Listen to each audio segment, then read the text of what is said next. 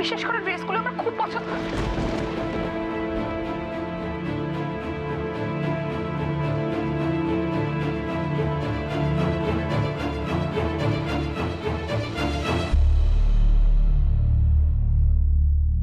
রাহুলকে কি দেখতে পেয়েছে অরূপ?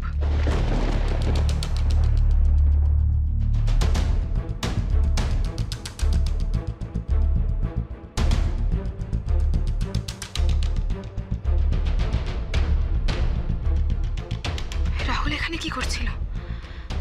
মনে হয় অরূপ ওকে দেখেনি। বেঁচে গেলাম এবারের মতো।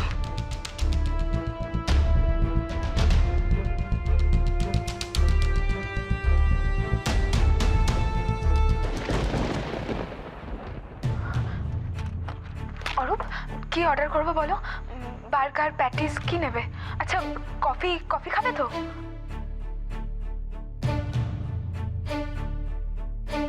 কি অরূপ, কেন তো রেগে যাচ্ছ বলো তো? আমাকে বোকা বানানো খুব সহজ, তাই না? কি ভেবেছিলে এখানে যে এসেছিল তাকে আমি দেখিনি? হ্যাঁ, আমার চোখকে ফাঁকি দেবে তুমি? তুমি ফোন করে ডেকে এনেছো, তাই না? মানে এখানে আসার প্ল্যানটা তো তোমার ছিল। রাহুলকে ওই ফোন করে ডেকেছে। আমি শুধু একবার রাহুলের নামটা মোবাইলে পাই, তারপর কি হবে তুমি ভাবতেও পারছো না।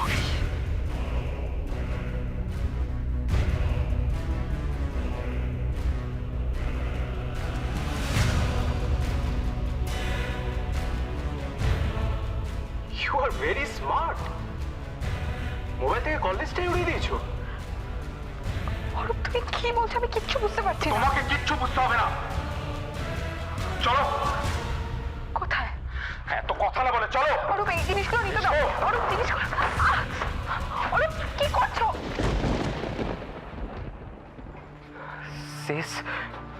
সেই মাত্র অরূপ অলিকে টানতে টানতে নিয়ে চলে গেল। বিশেষ করে আমার দেখে ভীষণ কষ্ট হচ্ছে, জানিস তো। শুধুমাত্র আমার লোভের জন্য একটা মেয়ের জীবন এইভাবে শেষ হয়ে গেল। বিশ্বাস করে ওকে দেখে মনে হচ্ছিল গিয়ে ওর চোখের জল মুছিয়ে দিই, কিন্তু আমাদের মধ্যে এতটাই দূরত্ব বেড়ে গেছে যে আর কিছু করার নেই।